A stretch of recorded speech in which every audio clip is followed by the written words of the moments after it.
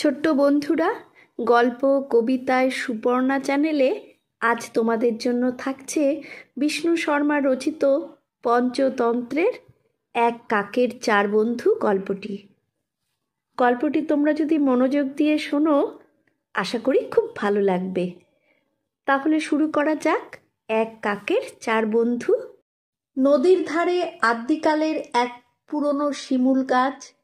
গাছের ছায়ায় আর নদীর জলে মিলে জায়গাটা কি সুন্দর। দুদণ্ড বসে জিরোতে ইচ্ছে করে। হাওয়ায় যখন গাছের পাতা ঝিরঝির করে কাঁপে আর নদীর জল কুলকুল আওয়াজ তোলে, মিষ্টি ঘুমের আমেজে তখন যেন দু চোখ একেবারে জুড়ে আসে। এমন জায়গা পেয়ে যত রাজ্যের পাখি এসে বাসা বেঁধেছে সেই গাছে। কাক, শালিক, চড়ুই, ময়না, টিয়া, আরও কত। দিন নেই রাত নেই, তাদের কিচিরমিচির লেগেই আছে গোটা গাছ জুড়ে। রাত্রিরে তাই তাদের অনেকেরই ঘুম ভালো হয় না।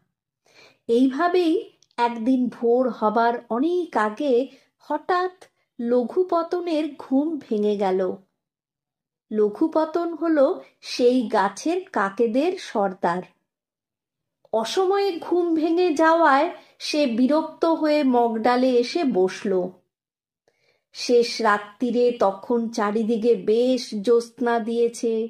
দেখলে মনে হবে বোধহয় ভোর হয়ে এলো। সর্দার কাকের তখনও ভালো করে ঘুমের আমেজ কাটেনি। আধ বোঝা চোখে চারপাশে তাকাতে তাকাতে এক সময় সে দেখতে পেল মস্ত জাল কাঁধে নিয়ে এক শিকারী কোথায় চলেছে নদীর তীর ধরে। অমনি ঘুম ছুটে গিয়ে তার চোখ দুটো বড় বড় হয়ে উঠল। শিকারী লোকটাকে এভাবে যেতে দেখে লঘুপতন ভাবল, আজ যে কার কপালে মরণ আছে কে জানে। দেখি শেষ পর্যন্ত কে ওর পাল্লায় পড়ে। গাছের মগডাল ছেড়ে লঘুপতনও ওর সঙ্গে সঙ্গে উড়ে চলল সেই ফিকে জ্যোৎস্নার ভেতর দিয়ে।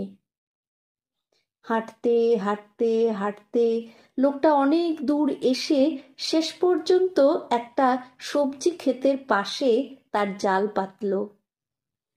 তারপর জালের গায়ে কিছু খাবারের দানা ছড়িয়ে রেখে সে কোথাও আড়ালে চলে গেল। লঘুপতন একটা নিম গাছের ডালে বসে দেখল সব ব্যাপারটা।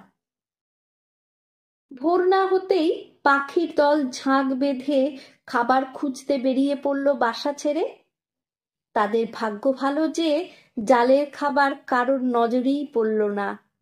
তারপর মাঠে সবে যখন সূর্যের আলো ফুটতে শুরু করেছে, এমন সময় এক ঝাঁক পায়রা উড়ে এলো সেখানে। দলের একটা পায়রার দিকে নজর পড়তেই সে চেঁচিয়ে উঠল, দেখ দেখ কত খাবার এখানে, আজ সকালে যে কার মুখ দেখে উঠেছি। চিত্রগ্রীব হলো ওদের সর্দার পায়রা। ব্যাপার দেখে সে বলল, তাই তো, কিন্তু মাঠের মধ্যে এত খাবার এলো কোত্থেকে? আমার কিন্তু কেমন ঠেকছে যেন। একটি লোভী পায়রা অমনি বলে উঠল, আরে রেখে দাও তোমার ঠেকাঠেকি, খাবার পেয়েছি যখন খেয়ে ফেলবো ব্যাস। দরকার হলে তুমি ততক্ষণ সব খোঁজ করোগে। যেমন কথা তেমনি কাজ। ঝাঁক বেঁধে অমনি সব পায়রা নেমে এলো জালের ওপর। আর খাবার মুখে দেবার আগেই তারা আচমকা সেই ফাঁদে জড়িয়ে গেল। চিত্রগ্রীব বলল, কেমন এবার বোঝো ঠেলা? তোমাদের লোভের উচিত ফলই হয়েছে। কিন্তু বললে কি হবে, যা হবার সে তো হয়েই গেছে। দলের সঙ্গে নিজেও যে আটকা পড়েছে ফাঁদে। খাবার খাওয়া তো দূরের কথা, প্রাণের ভয়ে সবাই তখন তুমুল হুটোপাটি লাগিয়ে দিয়েছে জাল থেকে ছাড়া পাবার জন্য। কিন্তু যতই লাফাচ্ছে তারা, তত বেশি করে জালে জড়িয়ে পড়ছে। তাদের কাণ্ড দেখে চিত্রগ্রীব একটা প্রচণ্ড ধমক লাগালো, কি করছো তোমরা? এমন করলে বিপদ বাড়বে ছাড়া কমবে না। সবাই যে যার জায়গায় চুপ করে থাকো, এখন একটুও নড়বে না, খবরদার। কে একজন তাদের প্রায় কেঁদেই ফেলল, কিন্তু যে যার প্রাণটা তো বাঁচাতে হবে সর্দার। চিন্তিতভাবে সর্দার পায়রা বলল, তা বই কি, কিন্তু এখন একলা কেউ বাঁচতে তো পারবে না। বাঁচতে চাইলে দল বেঁধে বাঁচতে হবে। শোনো, আমার মাথায় একটা বুদ্ধি এসেছে। ইঁদুর রাজ হিরণ্যক আমার অনেক কালের বন্ধু। আমরা দল বেঁধে যদি জাল সমেত তার কাছে উড়ে যেতে পারি, তবে সে জাল কেটে আমাদের বাঁচাতে পারে। কেমন, রাজি? রাজি, 100 বার রাজি। 1, 2, 3। শিকারি ফিরে আসার আগেই তারা জাল শুদ্ধ শোঁ শোঁ করে আকাশে উড়ে গেল। লঘুপতন দেখল, এ তো ভারী মজার ব্যাপার, দেখি কোথাকার জল কোথায় গড়ায়। সেও অমনি তাদের পেছন পেছন সেদিকে উড়ে চলল। ইঁদুর হিরণ্যক থাকে ছোট একটা বনের ধারে। সে সময় গর্তের মুখের কাছে বসে কুটুস কুটুস করে কি একটা ফল সে দাঁতে কাটছিল মনোযোগ দিয়ে। পায়রাদের ঝাঁক বেঁধে উড়ে আসার সাঁই সাঁই আওয়াজ যেই শোনা, অমনি সে চমকে গিয়ে এক ছুটে ঢুকে পড়ল গর্তের মধ্যে। মুখের ফল তার গর্তের মুখেই পড়ে রইল। দলবল সহ সেখানে নেমে চিত্রগীত হাঁক পারল, কই গো ইঁদুর ভায়া, বাড়ি আছো নাকি? আরে, এ তো বন্ধু চিত্রগ্রীবের গলা। অতি পরিচিত ডাক শুনেই হিরণ্যকের ভুল ভেঙে গেল। অমনি সে আহ্লাদে আটখানা হয়ে দৌড়তে দৌড়তে গর্ত থেকে বেরিয়ে এলো। ও হরি, মিতা যে! বাপস, কতদিন পরে দেখা! কিন্তু তোমাদের আসার শব্দ শুনে যা ভয় পেয়েছিলাম একখানা, তারপর একেবারে দলবল নিয়েছে। খুশিতে ডগমগ হয়ে এক নিঃশ্বাসে অনেক কথা বলতে গিয়ে হিরণ্যক হঠাৎ ভ্যাবাচ্যাকা খেয়ে গেল। ফ্যাল ফ্যাল করে খানিকক্ষণ জালটার দিকে চেয়ে থেকে অবাক হয়ে শুধালো, এ কি, তোমাদের এমন দশা হলো কেন শুনি? চিত্রগ্রীব একবার দলের দিকে তাকিয়ে নিয়ে বলল, আর বলো কেন মিতে, দোষ আমাদেরই, এখন তুমি ছাড়া আমাদের গতি নেই। দলের পায়রারা সবাই বোকার মতো ওর মুখ চাওয়াচাই করতে লাগলো। বলে কি সর্দার, একরত্তি একটা পুচকে নেংটে ইঁদুর এতগুলো পায়রাকে সে খালাস করতে পারবে জাল থেকে? সর্দারের মাথা খারাপ হলো না তো? হিরণ্যক আর দেরি করল না। কি যে বলো, এ আর বেশি কথা কি! বলতে বলতে দৌড়ে এলো আগে চিত্রগ্রীবের পায়ের জাল কাটার জন্য। চিত্রগ্রীব অমনি হা হা করে উঠল, করো কিমিতে, আগে সবার তো হয়ে যাক, সব শেষে আমার। চিত্রগ্রীবের স্বভাব বেশ ভালো করেই জানত হিরণ্যক। এমন গুণ আছে বলেই না সে পায়রাদের রাজা হতে পেরেছে। বন্ধুর গর্বে বুকটা তার ফুলে উঠল। তারপর ধারালো দাঁতে কুটুস কুটুস করে সকলের পায়ের বাঁধন কাটতে তার মিনিট কয়েকের বেশি দেরি হলো না। চিত্রগ্রীব বলল, সত্যি বাঁচালে ভাই, কিন্তু আজ আর দেরি করব না। বাড়িতে কেউ কিছু বলে আসেনি তো, শিগগিরই আর একদিন আসছি, মন খুলে খুব গল্প করা যাবে তখন। কিছু মনে করো না যেন, চলি। ঝাঁক বেঁধে সবাই বাসার দিকে উড়ে গেল। সব দেখে শুনে কাকের মুখে আর ভাষা জোগায় না। ধন্যী পায়রা সর্দার, একজন বন্ধু পেয়েছে বটে। এমন বন্ধু পাওয়া সত্যি ভাগ্যের কথা। লঘুপতন মনে মনে ঠিক করল, যে করেই হোক হিরণ্যকের সঙ্গে বন্ধু পাতাতেই হবে। বন্ধুর চলে যাওয়ার দিকে তাকিয়ে চুপচাপ বসেছিল হিরণ্যক।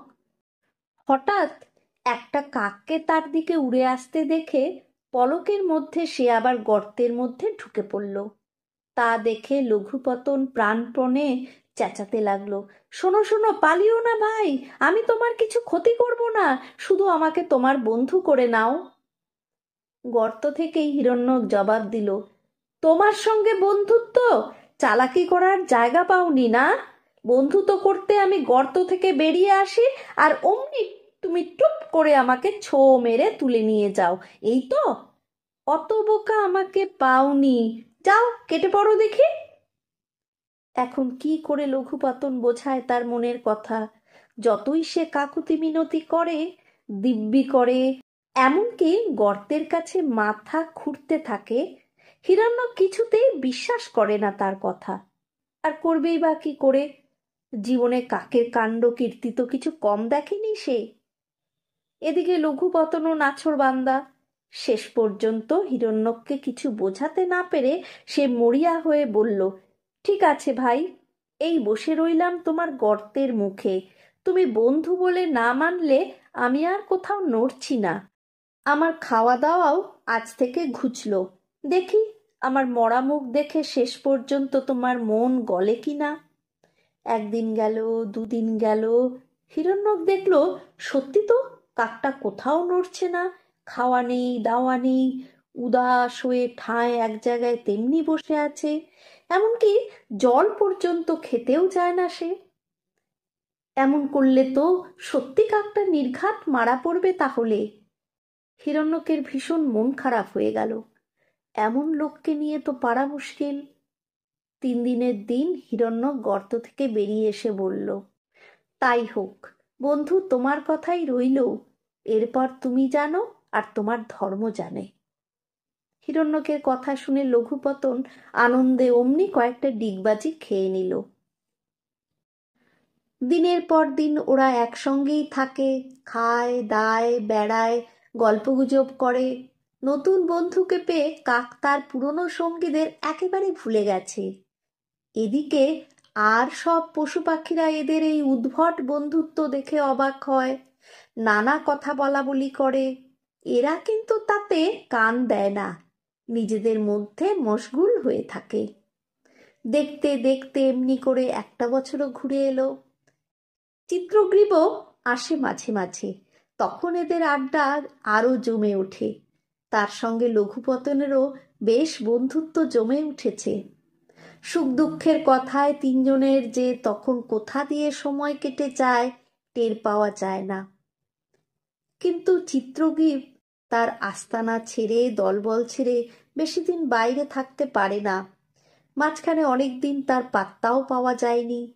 একদিন লঘুপতন প্রস্তাব করল, এক জায়গায় আর বেশি দিন ভালো লাগছে না মিতে, চলো একটা নতুন জায়গায় যাই। হিরণ্যক শুধালো, বেশ তো আছি, কোথায় আবার যাবে শুনি? লঘুপতন বলল, খুব ভালো জায়গায় নিয়ে যাব তোমাকে। মন্থরক বলে আমার এক কচ্ছপ বন্ধু থাকে সেখানে, খুব ভালো লোক, তোমার খুব পছন্দ হবে তাকে, দেখো। বন্ধুর স্বাদ হয়েছে যখন, হিরণ্যক আর আপত্তি করল না, শুধু বলল, চিত্রগ্রীবকে আমাদের ঠিকানাটা দিয়ে যেতে হবে। কাকের পিঠে চড়ে ইঁদুর একদিন হাজির হলো কচ্ছপের দেশে। বেলা তখন প্রায় পড়ে এসেছে। বড় একটা দিঘির পাড়ে বসে কচ্ছপ মন্থরক তখন রোদ পোয়াচ্ছিল আর খোলসের ভেতর থেকে মাঝে মাঝে লম্বা মুখ বার করে আশপাশটা দেখে নিচ্ছিল। লঘুপতনকে দেখতে পেয়ে খুশিতে তার লম্বা গলা আরো লম্বা হয়ে গেল। জলের ধার থেকে অমনি সে গুটি গুটি উঠে এলো ডাঙায়। একটু অভিমান ভরে কাককে বলল, এই যে এতদিন পরে বন্ধুকে মনে পড়ল। তাকে অনেক বুঝিয়ে সুঝিয়ে লঘুপতন বলল, রাগ করো না ভাই, সত্যি অনেকদিন আসতে পারিনি তোমার কাছে, তাই এবার একেবারেই চলে এলাম তোমার কাছে একসঙ্গে থাকবো বলে। কাকের কথা শুনে মন্থরক মনের আনন্দে খুব খানিকটা চক্কর দিয়ে নিল। তারপর হঠাৎ অপরিচিত ইঁদুরের দিকে চোখ পড়াতে সে থমকে গিয়ে পিটপিট করে তার দিকে তাকাতে লাগলো। লঘুপতন তার ভাবগতিক দেখে হেসে ফেলে বলল, ওহো, এর সঙ্গে তো তোমার পরিচয়ই হয়নি। ইনি আমার বন্ধু হিরণ্যক। এর মতো উপকারী বন্ধু তুমি আর কোথাও পাবে না। একেও ভাই তোমার বন্ধু করে নিতে হবে কিন্তু। মন্থরকের আনন্দ তখন দেখে কে, তাড়াতাড়ি সে বলে উঠল, নিশ্চয় নিশ্চয়, সে আর বেশি কথা কি, আমি আছি এই দিঘির ধারে, তুমি থাকবে ওই পাড়ের বটগাছটায়, আর ইনি থাকবেন গাছের গোড়ায় একটা গর্ত করে। ব্যাস তিনজনের সংসার দিব্যি চলে যাবে। তাই দেদার চলেও যাচ্ছিল, কিন্তু কিছুদিনের মধ্যেই এদের সদস্য সংখ্যা 3 থেকে 4-এ দাঁড়ালো। ব্যাপারটা হয়েছে কি, একদিন গাছতলায় এদের তিনজনের জোর আড্ডা জমেছে। গল্পের ছকে কারুরই কোনো দিক খেয়াল ছিল না। এমন সময় একটা চিতল হরিণ প্রাণপণে ছুটতে ছুটতে সেখানে এসে হাজির। কি হয়েছে না, এক শিকারীর তাড়া খেয়ে সে প্রাণ নিয়ে কোনো রকমে এক দূরে পালিয়ে আসতে পেরেছে। আর তার দৌড়বার মতো বা বেশি কথা বলবার মতো অবস্থা নেই এখন। জোরে জোরে নিঃশ্বাস ফেলে সে দাঁড়িয়ে দাঁড়িয়ে সেখানে হাঁপাতে লাগলো আর হকচকিয়ে ঘন ঘন চারপাশে তাকাতে লাগলো। বেচারাকে দেখলে সত্যি মায়া হয়। লঘুপতন বলল, ভয় করো না ভাই, এখানে একটু অপেক্ষা করো, উড়ে গিয়ে আমি একবার বনের ভেতরটা দেখে আসি। কিছুক্ষণ বাদে সে ফিরে এসে বলল, না, তোমার কপাল ভালো, শিকারীকে আর বনের মধ্যে কোথাও দেখলুম না। নিশ্চয়ই সে বাড়ি ফিরে গেছে। তুমি এখন নিশ্চিন্ত হয়ে বনে যেতে পারো। হরিণ আঁতকে উঠে বলল, আবার সেই বনে? মরে গেলেও আর আমি ওখানে যাচ্ছি না। বাপ্পা, ভয়ে বুকটা আমার কাঁপছে এখনো। তোমরা যখন আমার এত উপকার করলে, ভাই, তোমাদের কাছেই একটু থাকার জায়গা দাও না, তাহলে বেঁচে যাই। হিরণ্যক বলল, সে তো বেশ হয়, থাকো না ওই দূরের ঝোপটার মধ্যে, আমরা থাকতে তোমার কোনো বিপদ হবে না আশা করি। লঘুপতন বলল, তাহলে তোমার নামটা তো ভাই জানা দরকার, নইলে ডাকবো কি বলে? হরিণ বলল, আমার নাম চিত্রাঙ্গ। আর তোমাদের? ভালোভাবে আলাপ পরিচয়ের পর আগের আড্ডা এবার দ্বিগুণ জমে উঠল। মন্থরক বলল, এবার থেকে আমরা 4 বন্ধু হলাম তাহলে। কিন্তু চিত্রাঙ্গকে নিয়ে পারা মুশকিল। ছেলে মানুষের মতো সে এমন ছটপটে আর দুরন্ত যে 3 বন্ধুর ওকে সামলে রাখাই দায়। তারই দুরন্তপনা দেখে বন্ধুরা যেমন মজা পায়, তেমনি আবার ওদের ভয়ও করে। না জানি কোন দিন কোনো একটা বিপদ বাঁধিয়ে বসে। আর সত্যি সত্যি একদিন হলেও তাই। কোথায় কোন বনের ধারে কচি ঘাস খেতে গিয়ে চিত্রাঙ্গ এক শিকারীর ফাঁদে আষ্টে পৃষ্ঠে জড়িয়ে গেল। কাকের মুখে খবর পেয়ে অমনি তড়িঘড়ি ছুটল সব বন্ধুরা। শিকারী আসার আগে ওকে ছাড়িয়ে আনতে হবে তো। বেচারির সেই চোখ মুখ ভরার দুষ্টুমি হয়তো এতক্ষণে কান্নাকাটিতে পরিণত হয়েছে। বেরোবার মুখে মন্থরককে বাধা দিয়ে লঘুপতন বলল, তোমার আর গিয়ে কাজ নেই ভাই, তুমি তো আর আমাদের মতো দৌড়ে যেতে পারবে না। মন্থরক অবাক হয়ে বলল, তাই বলে বন্ধুর বিপদে ঘরে বসে থাকবো? তোমরা তাড়াতাড়ি এগোও বরং, আমি গুটি গুটি তোমাদের পেছনে ঠিক গিয়ে পৌঁছে যাব। বেশি কথা বলার সময় নেই। হিরণ্যক ও লঘুপতন এক নিঃশ্বাসে দৌড়ে বেরিয়ে গেল। মন্থরক যখন গুটি গুটি হাঁটতে হাঁটতে সেখানে হাজির হলো, ততক্ষণে হিরণ্যক জাল কেটে চিত্রাঙ্গকে বার করে এনেছে।